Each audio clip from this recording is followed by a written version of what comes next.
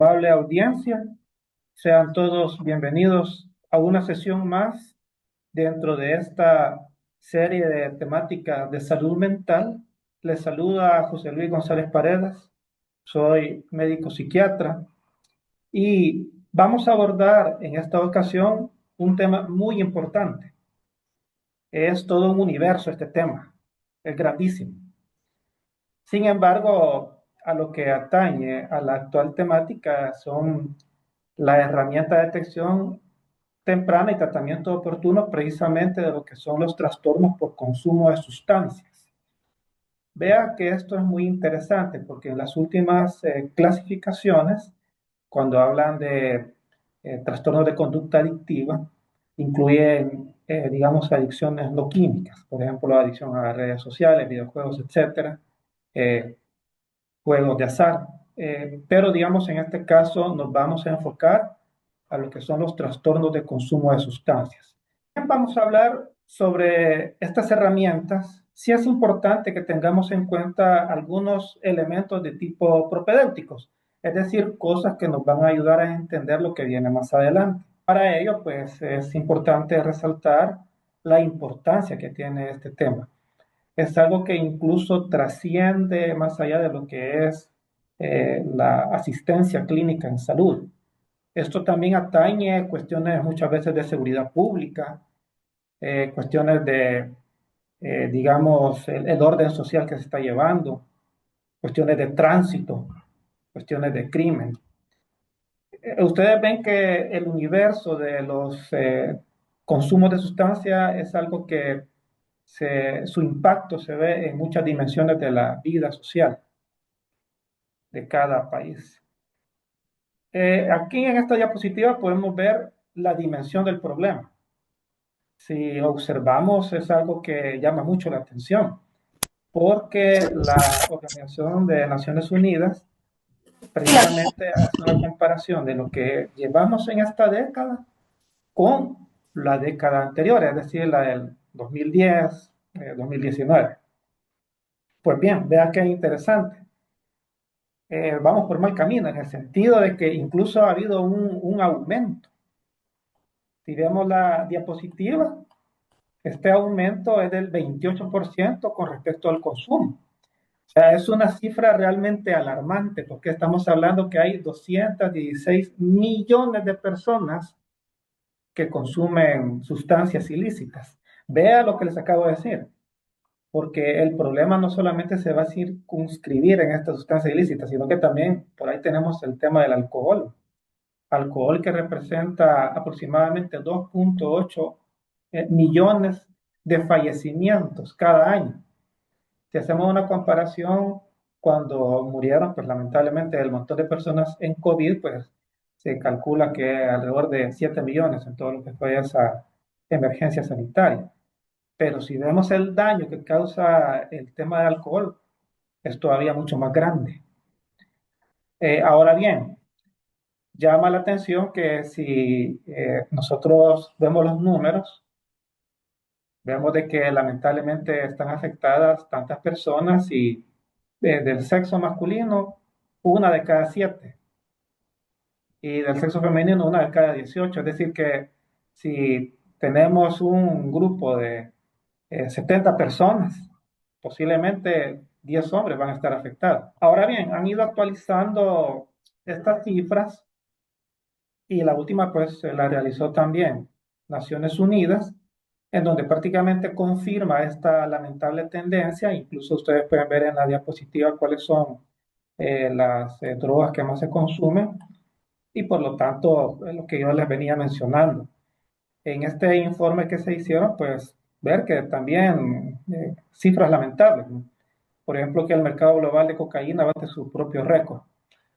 Bien, con esto quiero dar pie a, digamos, de una forma introductoria, a ver lo relevante que es a nivel mundial. Para ir, digamos, encarrilando la presente ponencia, tenemos que tener también otros elementos que nos van a ayudar a comprender, como por ejemplo estos trastornos de consumo de sustancias, cuál es el origen.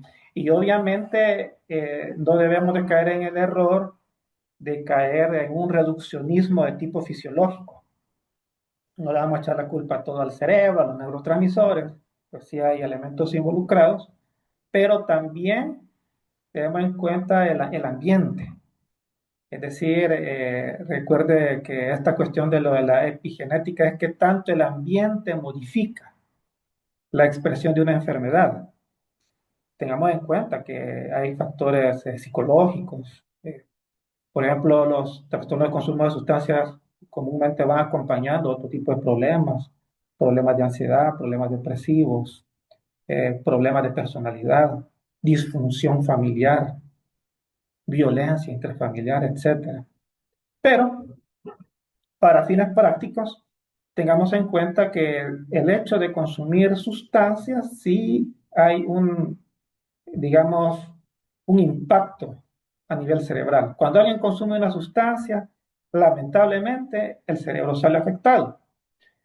Si podemos tocar algunos elementos, nada más quiero mencionar que el núcleo accumbens se ha identificado como una estructura que se le llama las estructuras que regulan funciones de placer en el ser humano. Y precisamente la sustancia que estamos viendo aquí en la diapositiva, que es la dopamina, precisamente hace eso. Satura esta estructura que les estoy comentando de manera que ese estímulo sufre una hiperreactividad, una disfunción. Entonces, ¿qué sucede? Que elementos placenteros, como es el caso de la comida, el sueño, incluso por ahí menciona actividades sexuales, sí generan ciertas cuestiones de placer, pero que digamos las podemos ver en esas como eh, vesículas anaranjaditas. Sin embargo, ustedes pueden ver cómo se inunda el cerebro de este tipo de neurotransmisores cuando alguien consume drogas. Y esto no solamente afecta a esta estructura, sino que se ve involucrado otro tipo de neurotransmisores. Por ejemplo, se menciona que se ve involucrado cuestiones de serotonina, a la vez de que disminuye la capacidad de controlar impulsos, en noradrenalina, cuando las personas experimentan lo que le llaman la subida del estado de ánimo. Y por lo tanto, pues ciertas áreas del cerebro, como es el córtex prefrontal, el que se ocupa de las funciones ejecutivas, la planificación, la anticipación, se ve afectado. Las personas pues toman el consumo de sustancias como una prioridad, algunas cuestiones de, digamos, intoxicación en el hecho de consumir también, ¿verdad? Están mencionados los ganglios basales y otros ya áreas del cerebro que se ven afectados cuando se da un síndrome de abstinencia. Tengamos en cuenta que este cuadro que estamos viendo agrupa de una forma bastante práctica cómo se clasifican de manera farmacológica las drogas. ¿Por qué hago esta, digamos, aclaración? Porque es cierto, o sea, hay distintas maneras como se puede clasificar. Están pues las actuales clasificaciones internacionales de la enfermedad, CIE-11, de la Organización Mundial de la Salud, ya la vamos a revisar. Pero si nosotros vemos estas familias de sustancias adictivas, se pueden ir agrupando según los efectos que se tienen.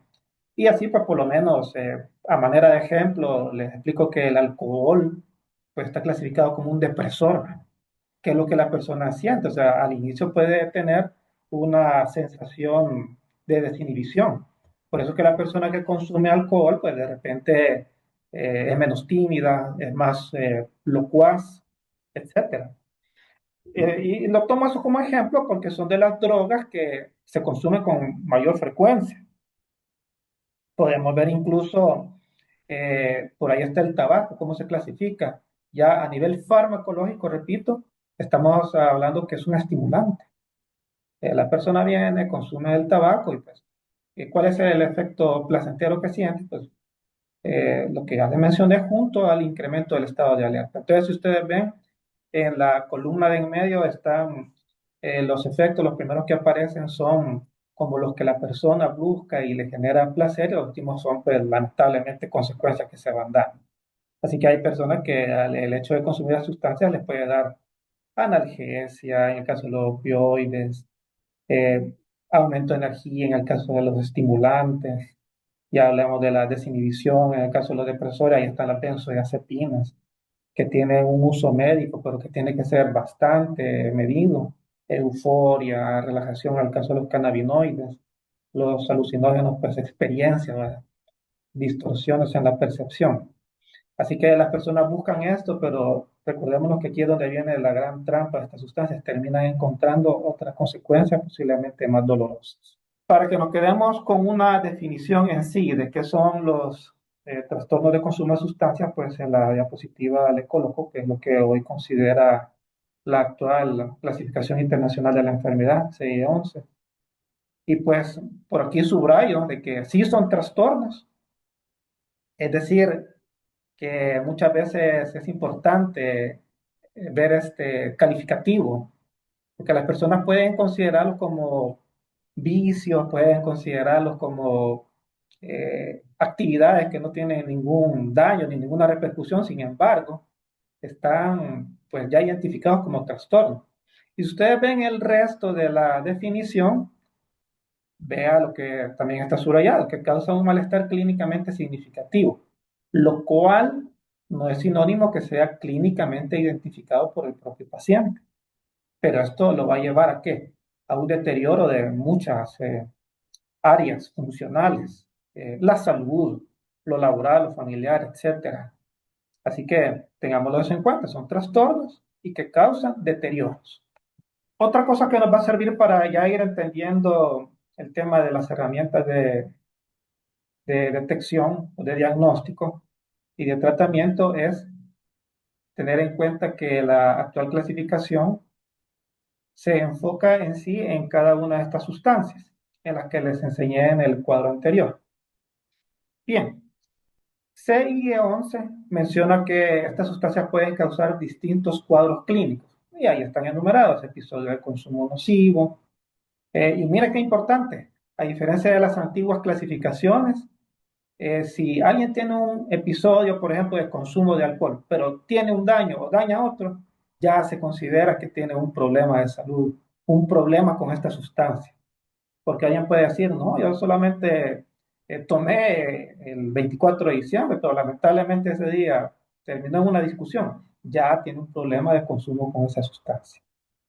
Cuando hablamos de un patrón, pues cuando esto a lo largo de 12 meses, pues se repiten. Aquellas personas que mencionan que pues consumen cada vez que le pagan, cada fin de mes, cada fin de quincena, también está identificado como un problema. Ya cuando hablamos de dependencia, estamos entrando en los terrenos de la neuroadaptación, lo que vimos al inicio. Ya hay cambios cerebrales, en el cual pues ya la persona ya tiene fenómenos como la tolerancia. Al inicio una persona pues solo consume 3 copas, 3 cervezas para sentir los efectos placenteros, entre comillas, de la sustancia, pues posteriormente esto no lo va a satisfacer, necesita mayor cantidad. Menciona también esta clasificación lo que es una intoxicación, que es un cuadro clínico identificado como tal, lo cual acordémonos que esto pues, puede llevar a consecuencias inmediatas de la salud. Hay personas que durante una intoxicación con opioides pueden incluso hasta perder la vida. Y CIE-11 también hace énfasis en los síndromes de abstinencia, es decir, de que esto ya está identificado como un cuadro clínico. Ojo, lo que voy a mencionar a continuación ya no son solamente los cuadros clínicos, sino que estamos hablando de trastornos inducidos. Qué interesante esto. ¿Por qué? Porque usualmente nosotros pensamos que una persona que tenga un problema psiquiátrico, pues puede ser, digamos, por problemas genéticos, problemas de disfunción cerebral, etcétera. Pero ojo, las sustancias también pueden tener complicaciones que nos lleven a este tipo de trastornos. Trastornos psicóticos,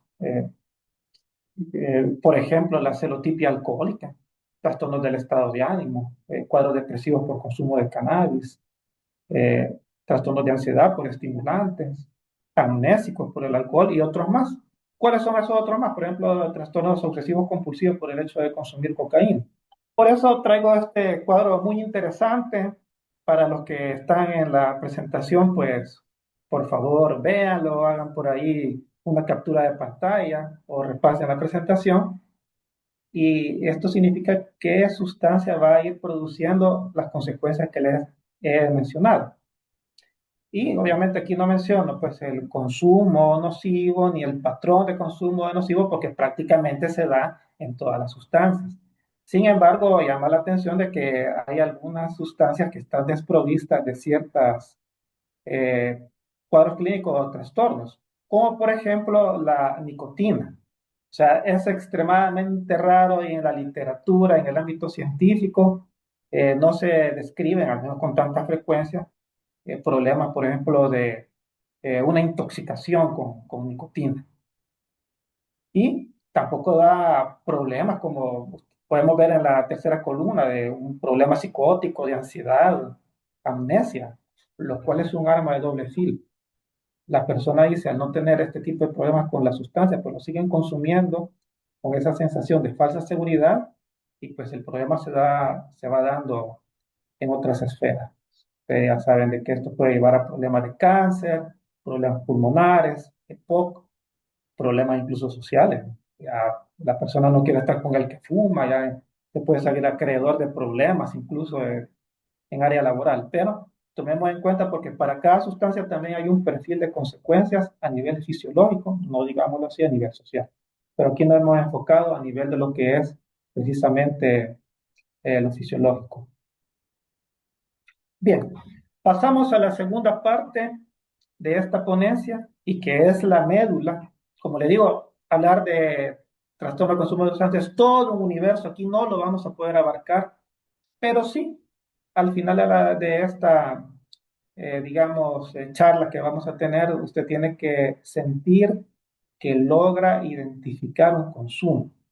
Quiero mencionar que la principal herramienta para una adecuada detección, y es algo insustituible, es la labor clínica, es la empatía, es decir, la relación médico-paciente, el hecho de realizar una adecuada entrevista clínica con el paciente, ser facilitadores del cambio, eso es lo que más va a ser útil. Sin embargo, pues existen herramientas ya que aparte de tomar en cuenta lo que ya les mencioné al inicio, las actuales clasificaciones, 6E11, de repente pues viene un paciente, nos sentamos con él, empezamos a investigar sus antecedentes, desde cuándo consume, cuánto consume, qué le genera el consumo, si consume acompañado, si lo hace solo, ¿verdad? ¿Qué repercusiones tiene después de su consumo? O sea, eso es insustituible, como les venía mencionando. Ahora bien, si ya aparte de esta labor clínica que pues, considero que muchos trabajadores de la salud lo hacemos, nos podemos apoyar en otras herramientas. Y pues el objetivo de la ponencia, digamos, no es estar explicando cada uno de estos. Nada más les traigo por aquí una pequeña lista de instrumentos psicométricos. ¿Por qué hago esta aclaración de psicométricos? Porque alguien puede decir, doctor, también podemos detectar a través de, qué sé yo, el alcotest, pruebas antidoping en orina, test de cotinina para precisamente el consumo de tabaco. Pues por ahí no va la cosa. O sea, ¿por qué? Porque acuérdense que esto ya requiere cierta tecnología y que de alguna manera yo creo que si nos acercamos con el propósito de ayudar al paciente, a la familia del paciente, pues nos podemos apoyar también en estas herramientas, aparte de las habilidades clínicas que tengamos. Pues bien, ahí podemos ver que hay una serie de instrumentos que nos pueden ir ayudando. Ya pues, cada quien lo puede ir buscando. Lo importante es, por ejemplo, saber que estos instrumentos sí hay que estudiarlos. A manera de ejemplo, traje este test o cuestionario que es el CAGE, que cuando ustedes buscan un instrumento de este tipo, y aquí viene la parte autodidáctica, muy importante, tienen que buscar la ficha catalográfica. ¿A qué me refiero de eso? Que en la ficha catalográfica le van a mencionar quién es el autor, a través de qué estudio se validó, cuántos ítems tiene, en cuánto tiempo se va a aplicar, para qué sirve, en el caso de este cuestionario, la detección precoz de problemas relacionados con consumo de alcohol, cómo se aplica, si es autoaplicado, es decir, le entregamos el cuestionario al paciente y este lo llena, o si nosotros lo hacemos, en este caso pues es heteroaplicado, la descripción del instrumento, cómo se va a interpretar. ¿Por qué es importante esto de cómo se va a interpretar? Porque de alguna manera, pues nosotros vamos a obtener un puntaje. Lo que queremos es objetivar este problema, medirlo de alguna forma. Entonces, para eso tenemos que saber qué puntaje obtuvo y qué significa. Incluso ahí hay referencias complementarias. Siguiendo con este ejemplo, pues aquí se los pongo. Ya lo que es este test, si ustedes ven, es una herramienta, un instrumento bastante breve. Son 4 preguntas que incluso hasta las podemos tener de memoria, pues, o sea, e incorporarlo en la exploración verbal que tenemos con el paciente. Bien, dicho lo anterior, sepamos de que hay varios. Aquí hay una pequeña descripción, no es el objetivo, como les digo, estar leyendo todo el cuadro, sino que despertar esa curiosidad de cuáles pueden ustedes buscar. Ya pues les hicimos el pequeño ejemplo, ejercicio de qué es lo que tenemos que investigar. Tenemos que saber cómo se aplica e incluso dar práctica para hacerlo. Muy importante. Ahora bien, las herramientas para el tratamiento, nuevamente, es lo que más le va a ayudar al paciente, a su familia, a su comunidad, es el auténtico deseo de ayudar. Nos tenemos que liberar de estas cuestiones de los prejuicios, que ahí viene el vicioso, que ahí viene el drogadicto. O sea, ¿por qué? Porque la persona busca ayuda y no siempre lo hace. Cuando la persona sí lo hace, pues estamos delante de una oportunidad única. Pues bien, por decirlo de esta manera, ya el hecho de facilitarle, tenderle una mano, pues es una herramienta bastante importante. Pero como la ponencia y la temática, como por decirlo así, esta pequeña temática de lo que es este gran universo de los trastornos de consumo de sustancias, pues, nos lleva a tener herramientas para tratamiento. Les voy a mencionar que hay un modelo, que es el de Prochaska di Clemente. Yo les recomiendo pues ahondar en él porque es bastante amigable. Si ustedes lo han visto antes, aquel que divide ciertas fases en las que el paciente con un problema de consumo de sustancias puede tener y por lo tanto, por donde nosotros podemos ir como hallándole el lado para entrarle al problema. Bueno, tal como lo menciona la diapositiva, no voy a repetir todo lo que está acá, pero son 5 fases: precontemplación, contemplación, preparación, acción, mantenimiento, y posteriormente hubieron otros académicos, Miller, Rolnick, que agregaron lo de recaída. Ellos consideraban que Prochaska y Clemente no fueron como tan previsores en esto, pues, o sea, se les pasó el optimismo. Pero una fase de precontemplación, aquí está el ejemplo en la primera columna, es no tener la intención de dejar una adicción como lo que es el tabaco, pues. Sin embargo, sí hay actividades que se pueden hacer. Ahí se menciona que la tarea del terapeuta es una especie de asesoría en el que despierta la duda de que tanto el problema representa una dificultad para el paciente. Aumentar la percepción de los riesgos. Mire, si usted sigue fumando, pues va a tener problemas de salud, el gasto económico que involucra a fumar, etcétera. Contemplación ya cuando aquella persona empieza a decir, tal vez más adelante voy a ver si dejo de consumir, mira, en los próximos 6 meses. Ahí puede estar también la tarea del terapeuta, las razones de por qué hacerlo, qué beneficios va a tener, etcétera. Ya cuando pasan las 2 fases, pues viene la fase de preparación, ya cuando la persona dice, voy a, ya en este periodo, tengo que iniciar como ya ir tratando el problema. ¿Cómo va a ayudar el terapeuta? Pues ir prácticamente terminar el mejor curso de acción, ¿verdad? Si usted quiere cambiar, pues hay un tratamiento estructurado que usted tiene que seguir para esto. La parte ya de la acción, ya es decir, ya el hecho de dejar de fumar, para el ejemplo que hemos tomado al respecto.